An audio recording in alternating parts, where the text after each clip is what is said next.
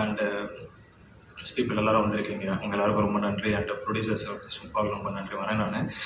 And first and foremost thing என்னென்னா, இன்றைக்கி தாமதமாக இருந்துக்கு எல்லாத்துக்கும் ரொம்ப ரொம்ப மன்னிப்பு கேட்டுக்கிறேன். அதாவது நான் ஏதாவது ஒரு விஷயம் யதார்த்தமாக பண்ணணும்னு நினைப்போம். யதார்த்தமாக பண்ணிகிட்டு இருக்கும்போது டக்குன்னு அது அமைஞ்சிரும். ரொம்ப ஆசைப்பட்டு அந்த டைமுக்கு நம்ம கரெக்டாக இது பண்ணணும், இது வேணும் அப்படின்னு ரொம்ப பிடிவாதமாக தீர்க்கமாக இருந்து அதுக்கு அது பண்ணி தீரணும்னு நினைக்கும் போது அங்கே ஒரு ஏதாவது ஒரு பிரச்சனை ஒன்று வரும். காலைல அதே மாதிரி சாப்பிட்டு ஒத்துக்கலன்னு நினைக்கிறேன். ஸோ எனக்கு ஒரு மாதிரி ஸ்டமக் அப்செட் ஆயிடுச்சு. ஸோ அதனால் கொஞ்சம் டிலே ஆயிடுச்சு. எல்லாருக்கும் ரொம்ப ரொம்ப நான் சாரி கேட்டுக்கிறேன். ஃபர்ஸ்ட் ஆஃப் ஆல்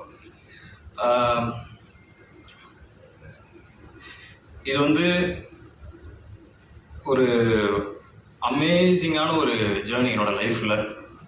நான் இந்த மொமெண்ட்டை வந்து நான் எப்படி பார்க்குறேன் அப்படின்னா, நான் ஸ்டார்ட் பண்ண மொமெண்ட்டை யோசிச்சு பார்க்குறேன். இந்த தருணத்தில் இப்போ இருக்கும்போது நான் எங்கேருந்து ஆரம்பித்தேன் அப்படிங்கிறத யோசிச்சு பார்க்குறேன். எனக்கு முன்னாடி கேமரா வந்து வச்சு என்னை நடிக்க வச்ச என்னோடய ஃப்ரெண்ட்ஸ் அங்கே இருந்து இப்போ இந்த மொமெண்ட் நான் இங்கே இருந்து இந்த ஸ்டேஜில் நான் வந்து நிற்கிறது அப்படிங்கிறது எனக்கு வந்து ஒரு பெரிய ஒரு ஆச்சரியமாக இருக்குது ஃபர்ஸ்ட் ஆஃப் ஆல். தென் நான் தனிப்பட்டு இதை யோசிச்சு பார்க்கும்போது, ஓகே நம்ம இவ்வளோ தூரம் ஒரு ட்ராவல் ஒன்று பண்ணி வந்திருக்கிறோம் அப்படின்னு இங்கே நின்று உங்கள் எல்லாரும் முன்னாடியும் பேசுகிறோம் அப்படிங்கிறது வந்து எனக்கு ஒரு ஒரு ட்ரீம் கம் ட்ரூ அப்படின்ற மாதிரி ஒரு விஷயம் வந்து நினைக்கிறேன். ஆனால் நாளைக்கு எங்கள் படம் வந்து 24th ரிலீஸ் ஆக போகுது.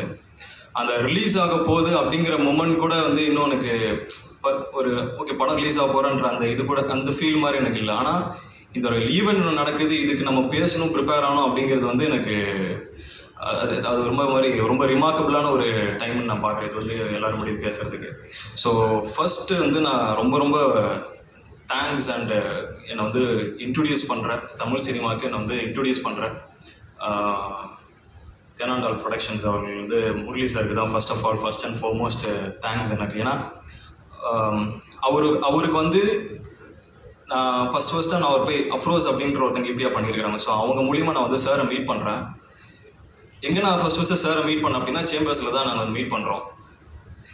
எனக்கு அன்றைக்கி எனக்கு தெரியல இவரோட தான் சேர்ந்து நம்ம ஃபர்ஸ்ட் படம் பண்ணுவோம் அப்படிங்கிறது தெரியல. ஆனால் ஒரு ஆப்பர்ச்சுனிட்டியாக தேடி போய் நான் சாரை நான் மீட் பண்ணி நிறைய பேசணும். சாருக்கு எனக்கு வந்து அப்போ என்ன யாருன்னு தெரியல.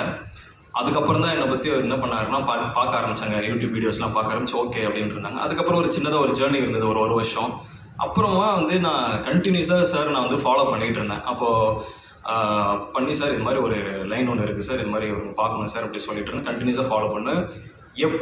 எப்போ நான் பேசினாலும் அந்த ஒரு சின்ன ஒரு ஹெசிடேஷனும் இல்லாமல் எனக்கு ரிப்ளை பண்ணி அந்த டைம் அண்ட் டேட் வந்து கரெக்டாக சொல்லுவார். சொன்னும் போது நான் கரெக்டாக மீட் பண்ணுவோம். அதுக்கப்புறம் நடந்தது தான் மற்றது எல்லாமே. ஸோ ஃபஸ்ட்டு இந்த ஆரம்பிக்கும் பார்த்தா அருண் இருந்து நான் வந்து ஸ்டார்ட் பண்ணுவேன்னா, நாங்கள் டேரக்டர் ஃபர்ஸ்ட் ஆஃப் ஆல் வந்து சொன்னார் ஒரு வருஷத்துக்கு முன்னாடி அந்த டைமில் யூடியூப்பில் பண்ணும்போது எல்லாருமே என்ன அப்ரோச் பண்ணுறது எல்லாமே ஷார்ட் ஃபிலிம்ஸ்க்கு அதுக்கெல்லாம் அப்ரோச் பண்ணுவாங்க. ஸோ அதில் எது நம்ம வந்து பார்த்து நம்ம ப்ராப்பராக ஒரு ப்ராஜெக்ட் செலக்ட் பண்ணணும் அப்படின்னு சொல்லி நான் நினைப்பேன். அந்த டைமில் வந்து அந்த சினாப்சிஸை நான் வந்து படித்ததுக்கப்புறம் அந்த ஒரு பாயிண்ட்டுக்கு மேலே எனக்கு ரொம்ப கனெக்டடாக இருந்தது. ஏன்னா நம்ம எப்படி பெர்ஃபார்ம் பண்ணுவோம், எப்படி நம்ம யூடியூப்பில் பெர்ஃபார்ம் பண்ணுவோம் அப்படிங்கிறது வந்து ஒருத்தர் வந்து அப்படியே தத்ரூபமாக வந்து எழுதியிருக்கிறாரு. அதுக்கு ஏற்ற மாதிரி ஒரு விஷயம் பண்ணியிருக்கிறாருங்கும் போது ஓகே இவர் நல்லா நம்மளை பார்த்து ஸ்டடி பண்ணி வந்திருக்கிறார் அப்படிங்கிறது தெரிஞ்சது. அப்புறம் அவர் கூப்பிட்டு பேசுனதுக்கப்புறம் ரொம்ப ஒரு ஒரு டேரக்டர் அந்த அப்படின்லாம் இல்லை. நாங்கள் 2 பேரும் பேசும்போது வந்து ஒரு ஜாலியாக ஒரு பயங்கர ஃப்ரெண்ட்ஸாக தான் பேசிப்போம். ஸோ அப்படி ஸ்டார்ட் ஆன ஜேர்னி தான். அங்கேருந்து நாங்கள் ஏதாவது ட்ராவல் பண்ணி ஒன்று பண்ணலான்னு நினச்சோம். அப்புறம் அந்த மொமெண்ட்லாம் கடந்து சார் இது மாதிரி லைனை நான் போய் மீட் பண்ணி சொல்லணும்னு சொல்லி நானும் டேரக்டரும் போய்ட்டு லைன் சொன்னோம். சார் கண்டிப்பாக அந்த லைனை ஒத்துப்பாருன்னு நான் நினைக்கல. அந்த டைமில் வந்துட்டு ஹரி இது பண்ணலாம் அப்படின்னு சொல்லி சொன்னார். ஸோ அங்கேருந்து ஸ்டார்ட் ஆன ஜேர்னி தான். ஸோ அப்புறம் வந்துட்டு நிதின் சார் அவரும் வந்து எங்கள் கூட வந்து ட்ராவல் பண்ணிகிட்டு இருந்தார். அவரு கூட எங்கள் கூடயும் சார் கூடயும். ஸோ அவருக்கும் இந்த லைன் ரொம்ப பிடிச்சி. நிதின் சார் பற்றி சொல்லணும் அப்படின்னா என்ன பண்ணுவார்னா அவர்கிட்ட இனிமேல் அடுத்த டேரக்டர் வந்து யார் வராங்களோ மாட்டினான்னு தான் நினைக்கிறேன் நான். அவர் வந்து என்ன பண்ணுவார்னா ஒரு சின்ன சின்ன விஷயங்கள் கூட இன்றைக்கி வந்துட்டு ஓகே இது பண்ண போகிறீங்கன்னா இது எவ்வளோ நேரத்தில் நடக்க போகுது, என்ன செய்ய போகிறீங்க, இதனால் என்ன இம்பேக்ட் இருக்கும் அப்படிங்கிற பெர்சன்டேஜ் போட்டுருவார். ஸோ இப்போ நீங்கள் காமெடி அப்படின்னா நீங்கள் இப்போ என்ன காமெடி சொல்லுவார், இந்த காமெடி ஓகே, இந்த காமெடிக்கு எத்தனை பர்சன்டேஜ் அப்படின்னு அவர் சொல்லிடுவார். ஒரு இல்லை இந்த காமெடி என்ன பொறுத்த வரைக்கும் 60% தான் ஒர்க் ஆகுது, இது நீங்கள் 80 கன்வெர்ட் பண்ண முடியுமாரு. ஸோ அந்த அந்த அவர் வந்துட்டு ஃபுல்லாக இன்ஃபர்மேஷன் டெக்னாலஜியில் படிச்சிருக்கிறப்போ ஃபுல்லாக அந்த பர்சன்டேஜ் வைஸில் வந்துட்டு அவர் பேச ட்ரை பண்ணுவார். நமக்கு வந்து பகிர்ல அப்படின்னா எப்படி இப்படி ஏற்றுறது அப்படிங்கிறது. அப்புறம் டேரக்டர் நான் சொல்லுவேன் இது மாதிரி நிறையா இன்னும் தேவைப்படுதுன்னு கேட்குறாங்கன்னு சொல்லி மறுபடியும் நிறைய ரீஒர்க்லாம் பண்ணி தான் அந்த ப்ராஜெக்ட் நம்ம பண்ணோம். ஸோ அங்கேருந்து மறுபடியும் இந்த மிஸ் ஹவுஸ் கீப்பிங் வந்து நம்ம ஸ்டார்ட் பண்ணி ஷூட்டிங்லாம் ஃபர்ஸ்ட் டே எனக்கு அங்கே போகும்போது எனக்கு எப்படி இருந்ததுன்னா, ஒரு ஒரு ப்ராஜெக்ட் நம்ம செட் பண்ணோம். ஒரு ஃபர்ஸ்ட் ஒரு 1.5 months வந்து ப்ரீ ப்ரொடக்ஷன் பண்ணி முடிச்சிட்டோம் ஓகேன்னு சொன்னதுக்கப்புறம். தென் ப்ரொடக்ஷனாக வந்து ஸ்டார்ட் பண்ணும்போது எனக்கு அந்த முதல் நாள் மொமெண்ட்டே வந்து ஷூட்டிங் போகிறது எனக்கு ஒரு ஒரு ரொம்ப ரொம்ப ஒரு புதிய அனுபவமாக இருந்தது. தென் சார் அதை ஆசீர்வாதம் வாங்கிட்டு நான் ஃபர்ஸ்ட் ஷாட்டே நான் வந்து நடித்தேன். ஸோ இப்போ வரையும் அதை மறக்க முடியாது. ஸோ அங்கேருந்து இந்த வரையும் நான் முடிச்சிருக்கேன். எனக்கு இந்த மொமெண்ட்டில் இங்கே பார்க்கும்போது நாங்கள் காரில் அப்படி வந்துட்டு இருந்தேன். எனக்கு இந்த என்னடா இது மாதிரி லேட் ஆகிடுச்சு கடன் வந்துட்டு இருந்தோம். வந்து நின்னா ப்ரெஸ் பீப்புள் நீங்கள் வந்து இவங்க எல்லாருமே கேமரா வச்சு பக்குன்னு இப்படி நின்ட்டாங்க.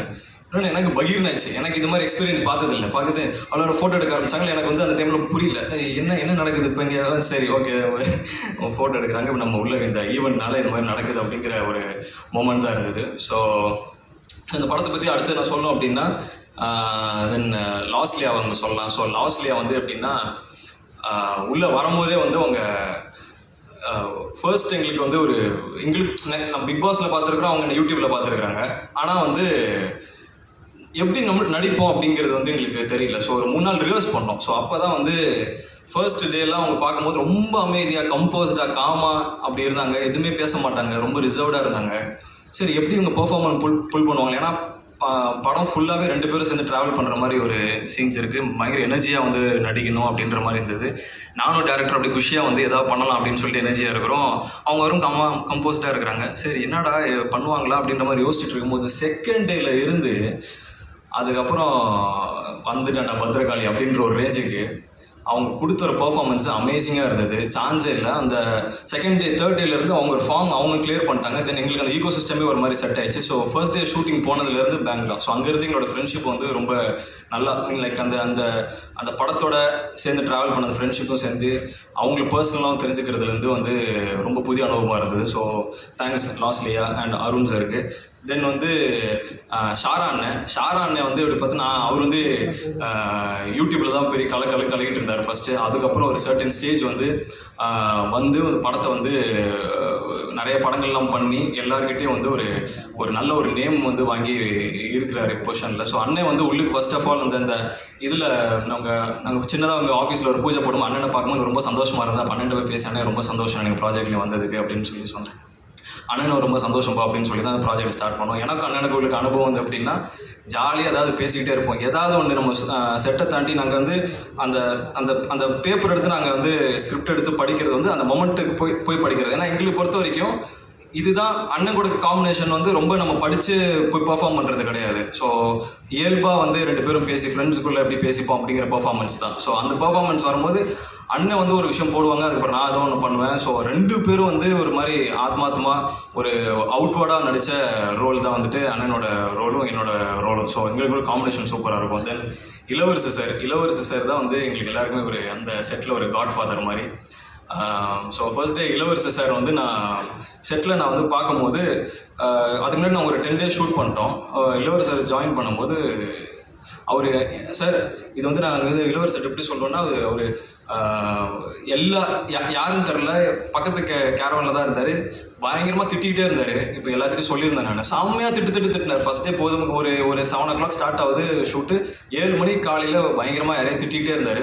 ஐயோ என்னடா இவர் வந்துட்டு காலையில் இப்படி யாரையும் திட்டிகிட்டு இருக்கிறாரு, நம்ம இனிமேல் தான் அவரை பார்க்க போகிறோம், எப்படி அந்த அனுபவம் இருக்க போகுதுன்னு தெரியலையே அப்படின்னு சொல்லி வெயிட் பண்ணிட்டு இருந்தேன்.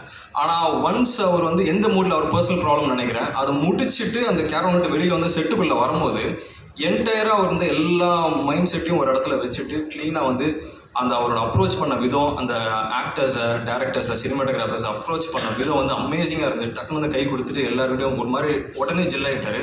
என் கூட வந்து ஜெல்லாகும் போது அவர் எப்படி ஜெல்லாருனாருன்னா, தம்பி நீ தான் hero, very good, all the best, நல்லா பண்ணுங்கள், நம்ம எப்பயும் கொஞ்சம் ஒதுங்கியே இருப்போம் அப்படின்னு சொல்லி தான் ஸ்டார்ட் பண்ணார் அந்த ஜேர்னியை.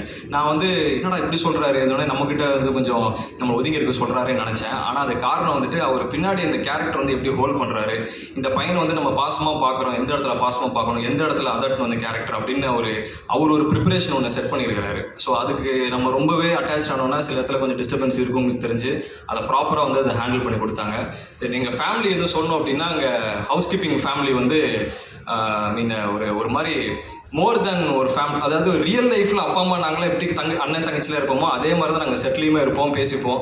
ஸோ உமா மேம் இருக்கிறாங்க அண்ட் மஹி இருக்கிற 2 பேருமே வந்து ஒரு அமேசிங்